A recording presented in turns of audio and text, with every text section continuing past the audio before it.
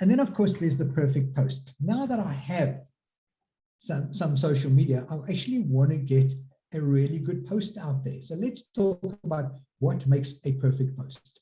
I can tell you what sets you apart more than anything else is content is king.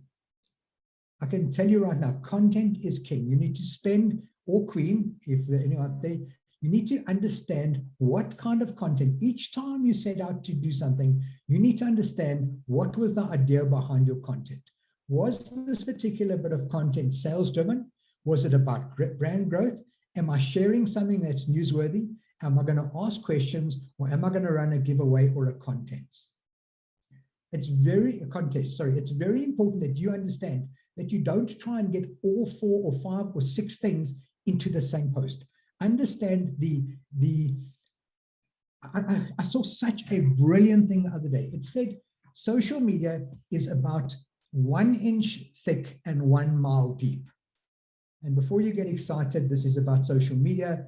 So your target audience needs to be 1 inch thick. That's how much you have to narrow it down. You have to find your target market almost with laser precision. I was chatting to Jody, who I see is online today, and I was saying to Jody that 100-watt light bulb lights up a room pretty dimly, but 100-watt laser will burn through steel. It's about understanding precisely where you want to be. So what you're looking for is a target market that's 1 inch thick, but 100 miles deep, and lots of business in there. So once again, type of content, sales-driven, brand growth, newsworthy, ask questions, and giveaways or contents. Next is you need to then optimize your posts. You need to understand that different posts have different optimized word counts. Now, I love to follow a guy by the name of Dan Ariely. If you haven't heard of Dan Ariely, take the time, go watch some of his YouTube videos, find him on Google.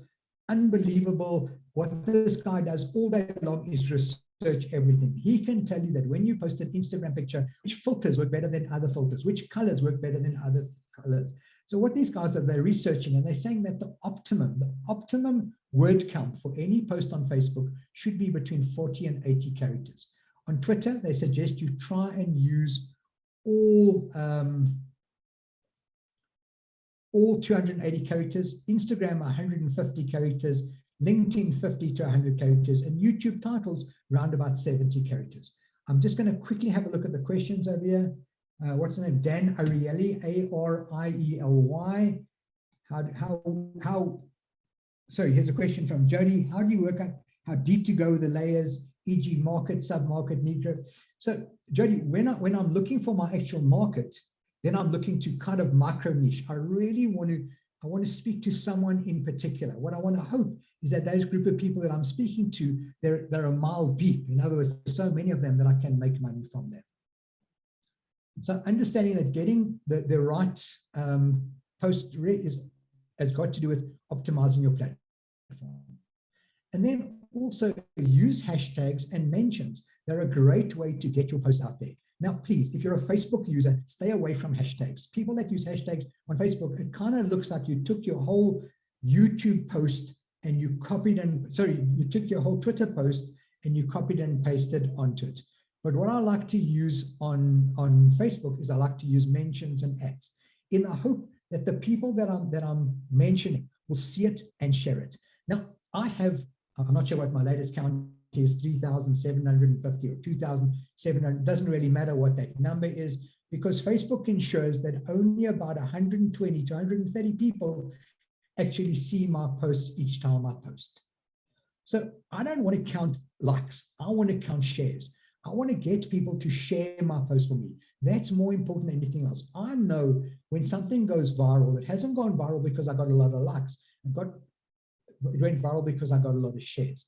And that's where @mentions are really worth it. So what I might do is I might look at a post and say, who can I rely on to help me spread this? If I'm talking about restaurants, then for example, I might mention some of the restaurants or restaurateurs in the hope that they will share it. So the use of hashtags and mentions, also an important part of getting your post out there.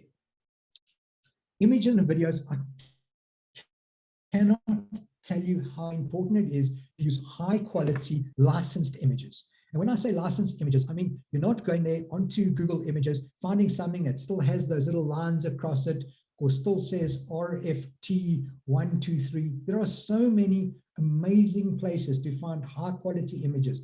In fact, by the end of this talk, you'll have no excuse, because right at the end, when I do my giveaway, I'm going to send you to a whole lot of places where you can find wonderful images. And Canva, by the way, my new kind of go-to place is there as well. Create short and engaging videos. I've run more than enough courses on creating video on your phone, how easy it is, how good it is. Happy to do another one of these days. It is the single most powerful means of getting things out there. Even, by the way, little voice notes. Now, I'm not sure how many of you heard that little voice note that went around the country about the guy that was phoning Kalula and says, "Hi, Kalula, I'd like to book a ticket to blah, blah, blah, blah, blah." And then he says, "Oh, F it, I'll just fly to George." Now, that was me. I'll own up right now. I made that little voice note. I sent it out to about 5 or 6 people. It went completely viral, hundreds of thousands. Why? I'll talk about that a bit later on. Jody also wants to know, how useful is it to go live? Now, the problem with going live is that you need to tell people that you're going live. You need to warn them, and you need to get them to come there.